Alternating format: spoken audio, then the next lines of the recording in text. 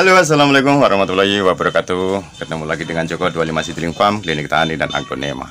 Alhamdulillahirobbilalamin. Marilah kita panjatkan puji syukur kehadirat Allah Subhanahu Wa Taala yang telah memberikan nikmat sehat, nikmat umur panjang, sehingga kita bisa membuat cakrawala baru, informasi baru tentang tanaman hortikultura, khususnya tanaman semangka.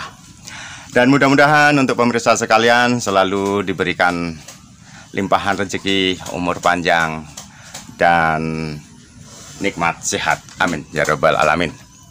Di sini kita akan berbincang dengan Bapak Eko. Beliau adalah petani semangka dan pada saat dulu telah menyemekan benih semangkanya di Joko 25 Seedling Farm, dan videonya sudah kita buat dan sudah kita upload. Gimana Pak Eko kabarnya? Alhamdulillah sehat, Mas.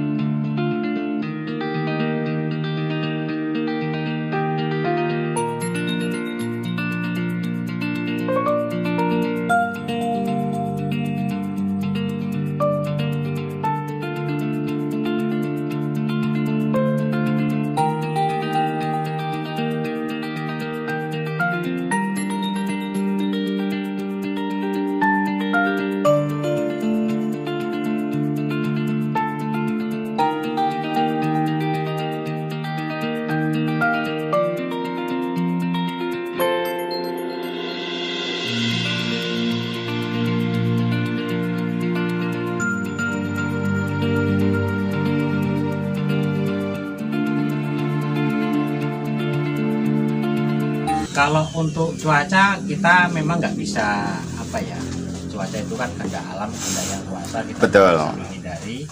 Hanya saja sebagai petani, khususnya petani muda, kita harus selalu waspada, persiapkan betul kondisi tanaman kita sehingga dengan cuaca apapun tanaman kita sudah siap. Untuk mensikapi imunitas dari dampak perubahan iklim ini Pak, kira-kira ada triknya atau ada informasi yang bisa kita bagikan untuk pemirsa sekalian? Pak Eko? Kalau untuk imunitas, kalau pengalaman saya pribadi, mudah-mudahan ini juga bisa nanti dipertimbangkan oleh rekan petani semangka. Kalau menurut konsep saya, khususnya untuk semangka, itu paling peka dengan perubahan iklim. Sangat peka sekali terhadap perubahan iklim. Habis hujan, kemudian panas. Menyengat. Luar biasa Mas dampaknya. Betul. Namun, dengan treatment yang kami lakukan di lahan kami, alhamdulillah itu bisa terselamatkan. Kalau ada kendala hanya sekitar kurang lebih 10% lah. Betul. Untuk treatmentnya sendiri kira-kira apa Pak yang kita lakukan? Treatment perlakuan. Treatment perlakuan, kalau saya mengibaratkan, dasar intinya itu tanaman, apapun tanamannya ataupun apapun yang kita budidayakan, khususnya tanaman, itu kuncinya di imunitas, kekebalan ketika dari awal. Mungkin diolah lahannya, mungkin Pak Eko. Dari pengolahan lahan, dari perlakuan benih, kemudian ketika sudah pindah tanam, itu harus kita antisipasi, kita betul-betul kita persiapkan, dan harus sabar. Nggak bisa. Betul. Karena kalau saya melihat petani semangka itu kebanyakan kan kepinginnya yang karena umurnya pendek, 2 bulan sudah panen. Betul, umurnya kan 2 bulan. Langsung cepat, pertumbuhannya dibuat cepat. Nah itulah kadang-kala treatment seperti itu yang bikin kendala ketika menghadapi cuaca ekstrim. Berarti di sini dalam artian penggunaan nitrogen yang terukur Pak Eko. Ya, betul. Kalau pengalaman Pak Eko nih, kira-kira penggunaan nitrogen yang sudah diberikan. Nah, sebelumnya tanaman kita umur berapa nih Pak Eko? Hari ini masa penyerbukan hari kedua. Namun dengan cuaca yang saat ini panasnya kurang, maka biasa usia tanaman itu agak molor. Hanya 28 sampai 30 hari sudah mulai penyerbukan. Ini sampai dengan 35 hari baru bisa penyerbukan. Baru bisa nyerbuk umur 35 hari. Iya, betul. Untuk ini kan apa ya, pembungaan, karena penyerbuan tidak terlepas dari pembungaan. Secara otomatis Pak, perlukah kita tambah pupuk P2O5 atau SP yang sifatnya nitrit atau non nitrit ini? Nah ini masukan kepada seluruh rekan-rekan petani semangka. Dengan cuaca yang seperti ini, kembali ke cuaca alam, ini kalau boleh saya menyarankan, mohon pertimbangan penggunaan unsur nitrogen yang berlebih. Yang pertama unsur nitrogen, apalagi menghadapi musim curah hujan yang tinggi. Betul. Kalau ditekan sekecil mungkin, kita butuh nitrogen. Nah, namun kalau bisa dikurangi seminimal mungkin, karena air hujan itu sudah membawa nitrogen dan asam. Nah, dan asam. Maka yang perlu kita persiapkan tanaman kita, kalau dalam saya berbudidaya dengan cuaca seperti ini, kita memperkuat di pospan, di P2O5.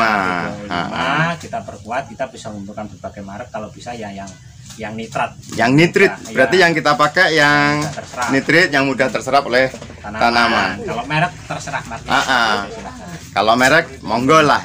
Nah, kendala-kendala dalam proses penyerbukan atau perkawinan di pembungaan ini, kira-kira ada nggak Pak yang bisa dibagikan? Kalau kendala seperti pada umumnya ketika penyerbukan, kalau cuacanya itu pagi hari cerah, nggak banyak hujan, ya besar kemungkinan hasil penyerbukan kita berhasil. Bagus. Tapi kalau pagi sudah mulai hujan, sudah. Biasanya mulai penyerbukan jam berapa dan harus selesai jam berapa Pak? Penyerbukan baiknya dilakukan ketika bunga baru mulai mekar. Bunga mulai mekar jam 5.30 pagi. Jam 5.30 kita sudah setar. Dan kemudian sampai dengan selesai batas waktunya. Oh, tidak ada harus jam 8 selesai, jam 9 selesai, dan kalau belum selesai untuk hari besok itu gimana Pak? Baiknya memang penyerbukan itu di bawah jam 9 harus sudah selesai. Harus sudah selesai. Namun kalau toh itu tidak selesai, ya kita selesaikan sampai dengan jam 10, nggak jadi masalah. Daripada bunga yang sudah tadinya mekar di hari ini tidak kita serbu, kemudian besok sudah tutup lagi, kita harus nunggu lagi 2-3 hari muncul lagi di batang yang sama.